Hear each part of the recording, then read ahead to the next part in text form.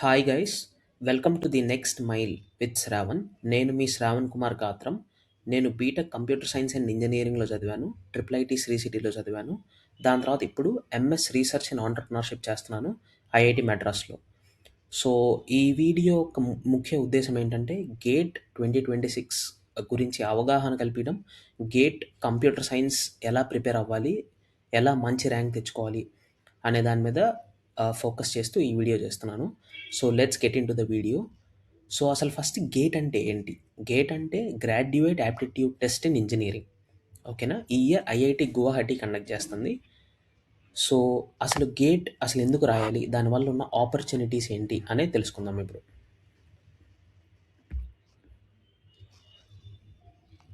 So gate మనం ఎందుకు రాస్తామంటే, మనకి ఇప్పుడు వేరియస్ పీజీ ప్రోగ్రామ్స్లో ఆర్ పిహెచ్డి ప్రోగ్రామ్స్లో బీటెక్ తర్వాత డైరెక్ట్ పిహెచ్డి చేయాలన్నా మనకి గేట్ స్కోర్ అనేది ఉపయోగపడుతుంది. ఓకేనా? For masters programmes and direct doctoral programmes in engineering, technology, architecture, science and humanities.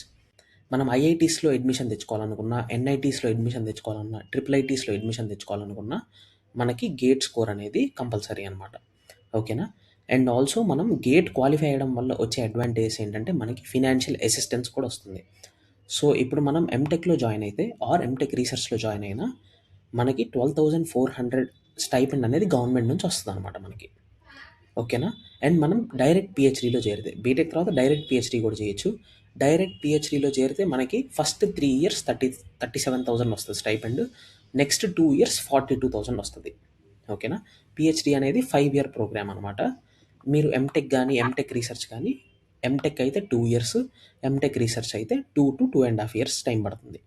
అసలు ఎంటెక్ ఏంటి, ఎంటెక్ రీసెర్చ్, ఆ రెండింటికి డిఫరెన్స్ ఏంటి, అదంతా మనం వచ్చే వీడియోస్లో తెలుసుకుందాం. ఓకేనా? ఇప్పటికి మీకు తెలియాల్సింది ఏంటంటే, పీజీ ప్రోగ్రామ్స్కి అయితే మీకు 12,400 వస్తుంది స్టైపెండ్. పిహెచ్డీ అయితే ఫస్ట్ 3 ఇయర్స్ 37,000, నెక్స్ట్ 2 ఇయర్స్ 42,000 వస్తుంది. ఓకేనా?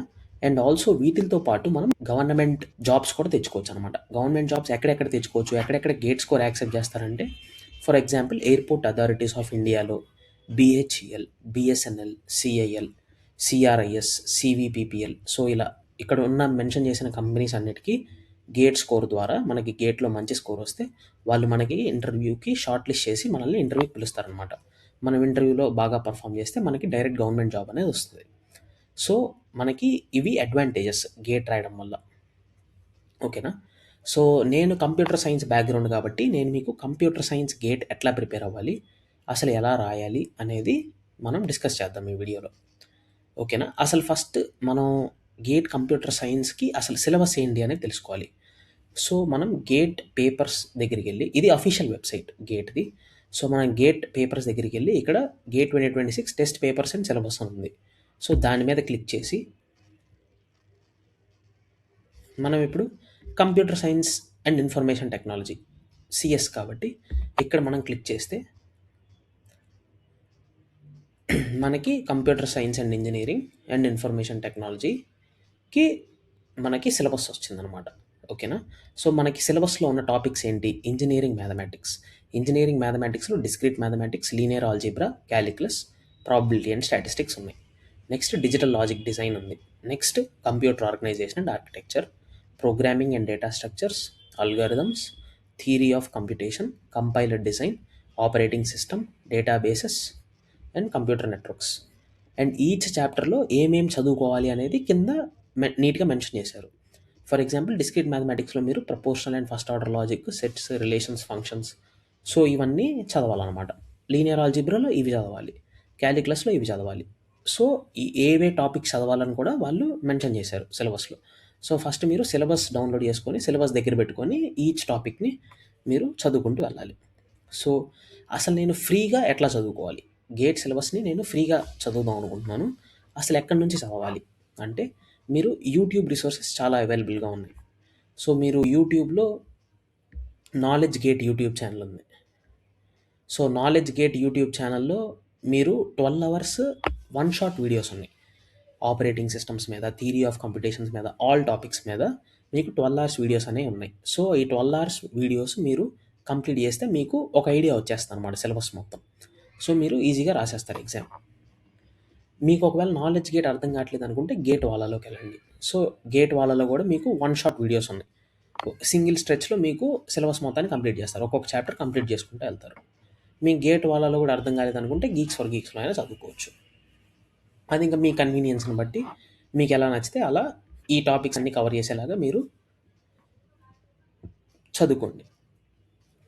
నెక్స్ట్ వచ్చేసి ఏంటంటే ఇప్పుడు సిలబస్ అసలు ఈ సిలబస్లో ఇంపార్టెంట్ టాపిక్స్ ఏంటి, మాకు అంత టైం లేదు, మేము అట్లీస్ట్ ఇంపార్టెంట్ టాపిక్స్ చదువుకుందాం అనుకుంటున్నాం అని అనుకునే వాళ్ళకి అసలు దాని weightage important topics. Suppose DSA and ప్రోగ్రామింగ్లో ఇంపార్టెంట్ టాపిక్స్ వచ్చేసి asymptotic notations, graph search, minimum spanning trees, recurrence relations, sorting, time complexity.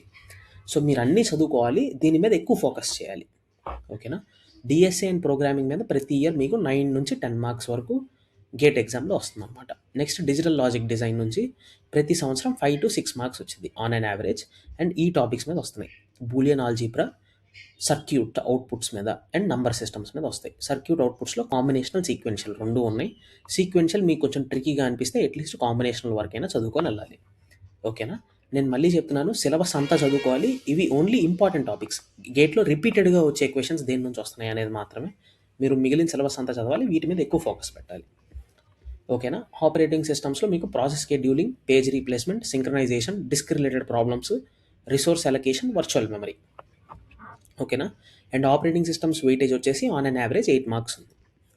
Theory of computation వచ్చేసి మీకు యావరేజ్గా 7 to 8 మార్క్స్కి వస్తుంది ప్రతి year. Regular language, regular expressions, finite automata, context free languages, decidability, ఈ 4 మీకు ఇంపార్టెంట్ టాపిక్స్ అనమాట టీఓసీలో. కంపైలర్ డిజైన్లో వచ్చేటప్పటికి మీకు grammar, parsing, syntax directed translation. So ప్రతి year 3 to 4 marks on an average compiler design నుంచి వస్తుంది. Next computer organisation and architecture, ఇది కూడా 7 to 8 మార్క్స్ వస్తుంది. ఇది కూడా one of the most important topics. దీంట్లో మీరు addressing modes, cache memory, pipelining, hazards ఇవి మెయిన్గా ఫోకస్ చేయాలి. దీంతో పాటు అన్ని చదువుకోవాలి. Next computer networks. Computer networks కూడా one of the most important and core subjects computer సైన్స్లో.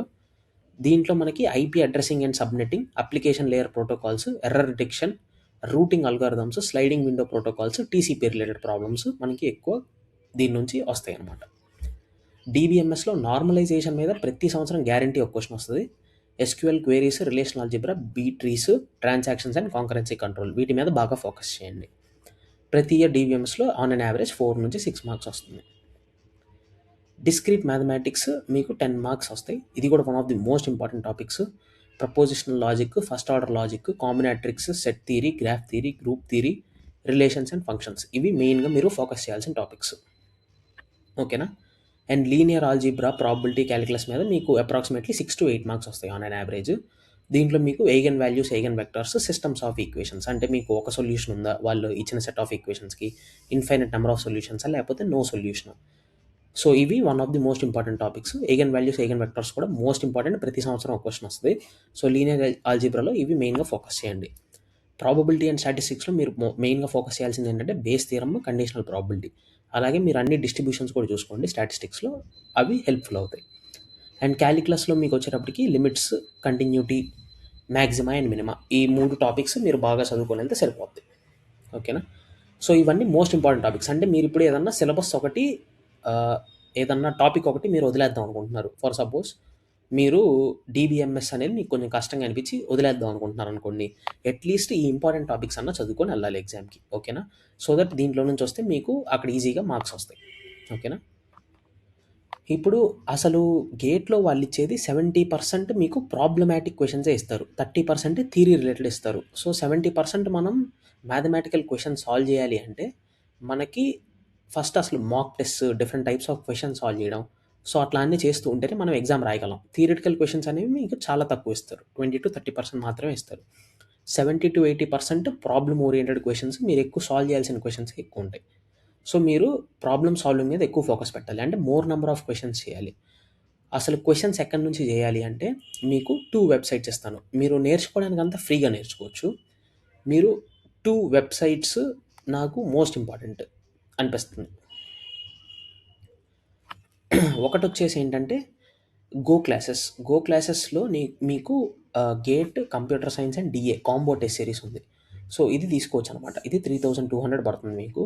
దీంట్లో మీకేముంటదంటే టాపిక్ వైస్ టెస్ట్స్ ఉంటాయి. అంటే డిస్క్రీట్ మ్యాథమెటిక్స్‌కి ఒక టెస్ట్ ఉంటది. డీఎల్‌డీకి ఒక టెస్ట్ అట్లా ప్రతి సబ్జెక్ట్‌కి ఒక టెస్ట్ ఉంటది. దాంతో పాటు మీకు మాక్ టెస్ట్ కూడా వస్తాయి. అంటే ఓవరాల్ సిలబస్ కవర్ చేసే క్వెషన్స్ కూడా అన్నీ ఉంటాయి.